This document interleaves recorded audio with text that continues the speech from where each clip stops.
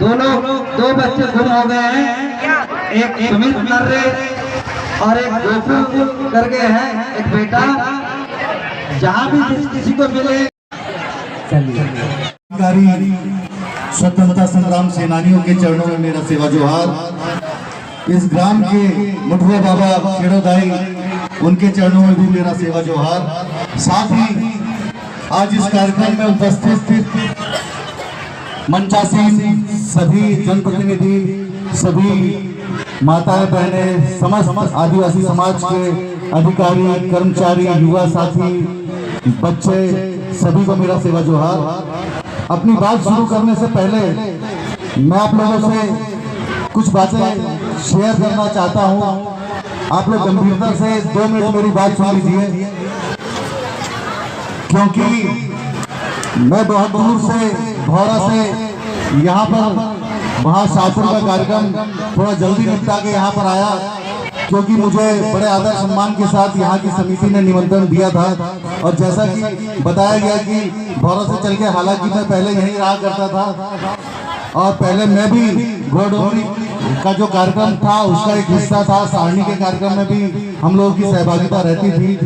आज परिस्थिति ऐसी है कि आज मैं भौरा में रह रहा हूँ, लेकिन लगातार जहाँ पर भी हूँ वहाँ पे समाज को जागरूक करने का काम मैं कर रहा हूँ। और एक सामाजिक कार्यकर्ता होने के नाते मैं सामाजिक आप लोगों से चर्चा करना चाहूँगा, लेकिन मेरी सामाजिक चर्चा से पहले मैं सारे लोगों से ये कहना चाहता हूँ कि सबसे पहले हम आदिवासी हैं। इसीलिए अभी सारे लोग यहाँ जितने भी लोग मेरी आवाज को सुन रहे होंगे वो सबसे पहले अपने आप को आदिवासी मान के मेरी बात सुने, आदिवासी समझ के मेरी बात सुने। यहाँ पे आप अपने को पार्टी, राजनीति, ये तमाम चीजों से उठकर आदिवासियत के नजरिए से मेरी बातों को सुने। हो सकता है कि मेरी बातों में किसी का विरोध हो, लेकिन मैं किसी व्यक्तिगत किसी का विरोधी नहीं हूँ। आदिवासी के समाज के खिलाफ काम करने वालों का मैं विरोधी हूँ।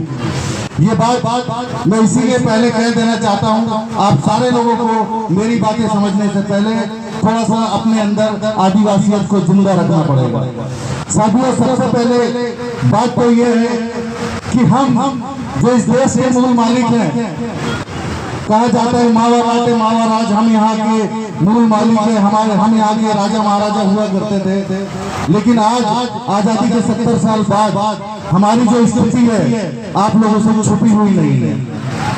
आज हमारी बच्चियों के साथ, नाबालिग बच्चियों के साथ हमारे बैतूल जिले में बलात्कार किया जा रहा है। आज हमारे आदिवासी लोगों को घसीट के मारा जा रहा है।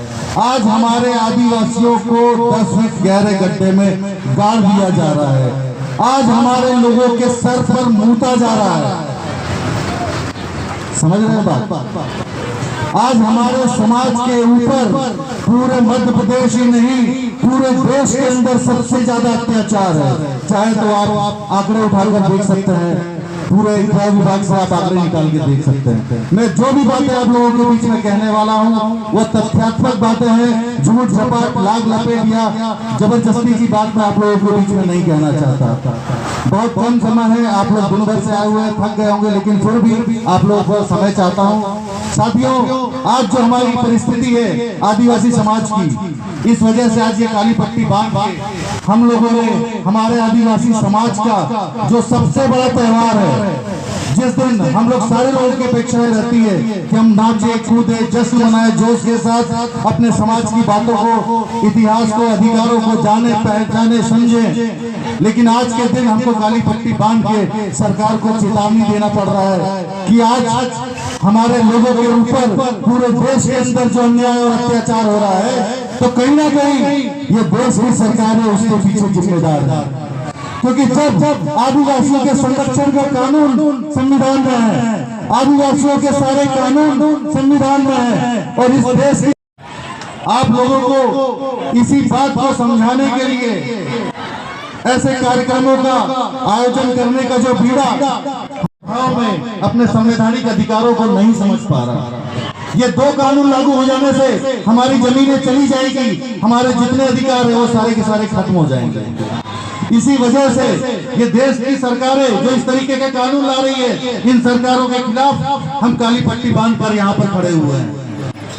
मैं सारे लोगों से कहना चाहता हूँ, हमारे समाज को बचाने का ये आखिरी मौका है। अगर आज भी हम लोग एकजुट होकर अगर सत्ता में अपनी भागीदारी नहीं कर पाए या सत्ता अपने हिसाब से नहीं बना पाए, तो इसी तरह हमारे सारे कानून खत्म कर दिए जाएंगे और हम लोगों को जितनी बची बची जमीनें हैं, पिछले 70 सालों में हमारे आदिवासियों के पास देश की 65% जमीन थी, आज 7% मात्र रह गई है। जबकि संविधान में हमारे लिए सारे कानून है। मतलब 70 सालों में कहीं ना कहीं हमारा भला नहीं हुआ, 70 सालों में हमारा नुकसान हुआ। लेकिन आज भी हमको जागने की जरूरत है। आज भी अगर हम लोग एकजुट हो जाए और सत्ता पे एकजुट होकर अपना अधिकार कर लें, तो हम लोग अपने हक अधिकारों को बचा सकते हैं। उसके लिए हमको सत्ता में भागीदारी चाहिए। हमको अपने एक एक वोट की कीमत को समझना पड़ेगा। जब तक अपने वोट की कीमत को नहीं समझेंगे और 500 रुपए में दारू में मुर्गे में अपना वोट बेचते रहेंगे, तब तक हमारे समाज की यही हालत रहेगी। सभी लोगों से कहना चाहता हूँ कि वोट बेचना बंद कर दीजिए। अब सारे समाज के लोग मिलकर तय करिए कि कौन ऐसा व्यक्ति है जो हमारे समाज के लिए सड़क से लेकर संसद तक लड़ाई लड़ सकता है, कौन व्यक्ति है जो हमारे हक अधिकार हमें दिला सकता है। हमको ऐसे लोगों को सत्ता में भेजना पड़ेगा। जब तक ये चीज हमारे अंदर सूझबूझ और समझ नहीं आएगी, जब तक कि हमारे समाज का सत्यानाश होता रहेगा। और बिना सत्ता के इस देश के अंदर कुछ भी संभव नहीं है। आदिवासी केवल सत्ता में प्रतिनिधि बनकर जाता है, लेकिन सत्ता में निर्णय लेने की क्षमता उसके अंदर नहीं होती। वो कोई भी निर्णय नहीं ले पाता। आज हमारे इतने विधायक सांसद बने हुए हैं और हमारे पूरे देश में इतना अत्याचार हो रहा है, लेकिन सांसद विधायक सारे के सारे खामोश हैं, चुप है। ना वो विधानसभा में आवाज उठाते हैं, ना वो लोकसभा में आवाज उठाते हैं। तो ऐसे लोगों के साथ हमको सबक सिखाने की भी जरूरत है। यहाँ पे आदिवासियों को समझने की जरूरत है। यहाँ पे विधानसभा, लोकसभा, सांसद, विधायक कोई मायने नहीं रखता। यहाँ पे आदिवासी मायने रखती है, यहाँ पे हमारे लोग मायने रखते हैं, हमारे पूर्वजों का खून मायने रखता है। हमारे स्वतंत्रता संग्राम सेनानियों ने जो अपने जान दे दी, उन लोगों ने जो हम लोग को अधिकार कानून दिए, वो चीजें मायने रखती है। इसीलिए आप सारे लोग एकजुट हो जाइए और अपने मतों का सही इस्तेमाल करिए। बस इतना ही कहना चाहूंगा। आप लोगों ने मुझे सुना, बहुत बहुत धन्यवाद। जय सेवा, जय जोहार, जय आदिवासी। अपेक्षाएं रहती है अपने समाज से भी। वो भी चाहता है कि हमारे समाज के बीच में कुछ संदेश जाए, हमारे समाज के लोगों को कुछ समझने का मौका मिले, कुछ संदेश जाए। तो बस बहुत छोटे शब्दों में आप लोगों को कहना चाहता हूँ कि हमारे समाज के लिए फ्री की सारी चीजें भूल जाइए। आप लोग फ्री में जो मिलता है उसके पीछे भागना छोड़ दीजिए।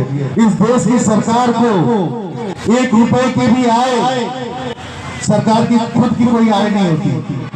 सरकार हमारे टैक्स के पैसे से चलती है। सरकार आदिवासी को संसाधनों के पैसे से चलती है। हमारे जल जंगल जमीन जिसका सीना चीर कर आप धातु निकालते हो, कोयला निकालते हो, खनिज पदार्थ निकालते हो, उसके पैसों से ये सरकार चलती है। और ये सारी की सारी संपत्ति हम आदिवासियों की है।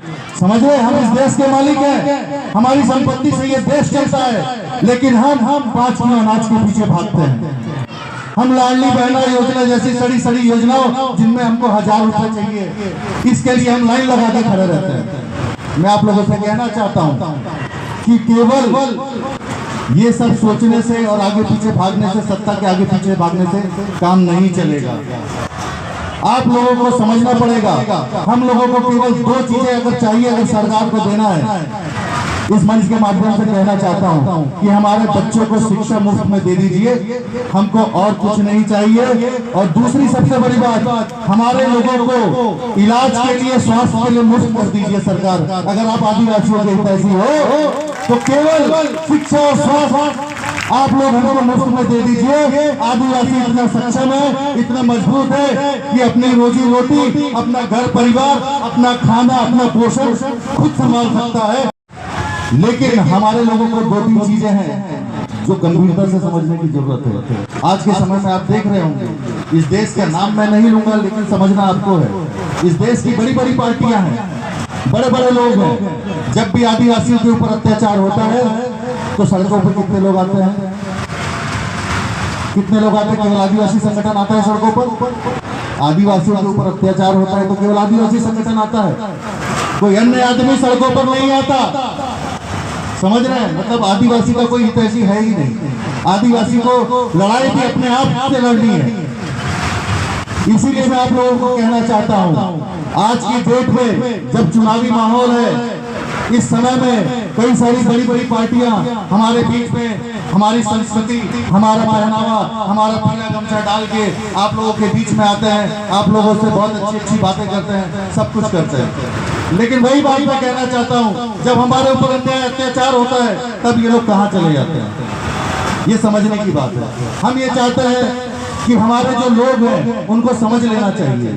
आज की स्थिति में पूरे मध्य प्रदेश के अंदर, पूरे देश के अंदर ये जितनी पार्टियां हैं आदिवासियों के संगठित होने से डरती है। आप जितना ज्यादा संगठित होगे, जितना ज्यादा संगठित रहोगे, यहाँ पे गोंड, भील, भिलाला, दुनिया भर की जातियां हैं, दुनिया भर की जनजातियां है ना, अलग अलग दुनिया भर के संगठन बना लो, लेकिन उससे आपका भला होने वाला नहीं है। सबसे पहले आपको आदिवासी के नाम पर एक होना होगा।